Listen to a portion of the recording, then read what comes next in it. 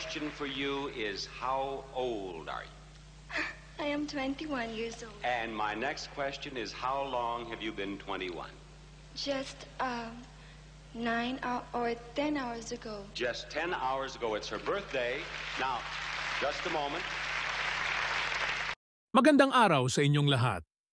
Sa episode na ito, pag-uusapan natin ang buhay ng isa sa mga pinakakilalang beauty queen at aktres ng Pilipinas, si Chat Silayan. Kilala bilang isang binibining Pilipinas Universe at third runner-up sa Miss Universe 1980, hindi lamang sa larangan ng pagandahan nagningning ang kanyang bituin, kundi pati na rin sa mundo ng showbiz. Kilalanin natin ang isang babaeng nagpakita ng kagandahan, talino at tibay ng loob, mula sa kanyang mga tagumpay sa entablado hanggang sa kanyang huling laban sa buhay. Tara't balikan natin ang kwento ng isang tunay na Pilipina. Dito lang yan sa Pinoy Wisdom.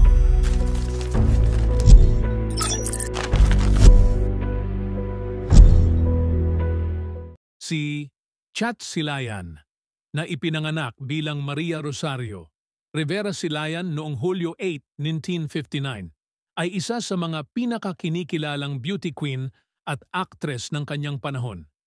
Siya ay anak ng tanyag na aktor na si Vic Silayan, kaya't hindi katakataka na siya ay napunta rin sa mundo ng showbiz.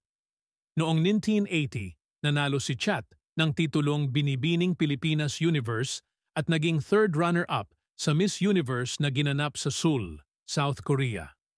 Sa kompetisyong iyon, naging paborito siya ng mga tao nang magpasalamat siya sa audience gamit ang wikang Koreano. Ang kanyang tagumpay sa pageant ang nagbukas ng pinto para sa kanyang karera sa showbiz.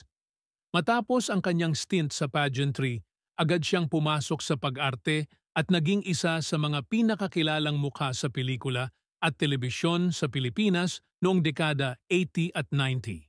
Si Chat ay kilala sa mga pelikulang Ang Maestro, 1981, Wanted, Leon Mercado, 1982, at Ibulong Mo sa Diyos, 1988. Sa telebisyon, nakilala rin siya sa mga seryeng Esperanza, 1997, 1999, at Noli Me Tangere, 1993. Noong 2003, nagretiro si Chat sa pag-arte at mas naging aktibo sa mga gawaing simbahan, kabilang ang pagiging host ng programang The 700 Club Asia. Si Chat ay ikinasal kay Michael Baylon at nagkaroon sila ng 3 anak. Matapos ang matagumpay na karera, nagkaroon siya ng pagkakataon na manirahan sa Estados Unidos kung saan siya kumuha ng mga acting lessons. Ngunit sa kabila ng kanyang tagumpay, hinarap niya ang isang mabigat na pagsubok nang siya ay ma-diagnose ng ovarian cancer noong 2006.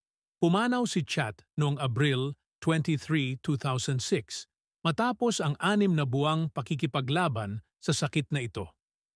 Iniwan niya ang isang malalim na marka sa industriya ng entertainment sa Pilipinas at patuloy siyang naaalala bilang isang huwaran ng kagandahan at talento. Si Chat Silayan ay hindi lamang isang beauty queen at actress, kundi isang inspirasyon sa maraming Pilipino dahil sa kanyang hindi matatawarang dedikasyon sa kanyang mga piniling larangan.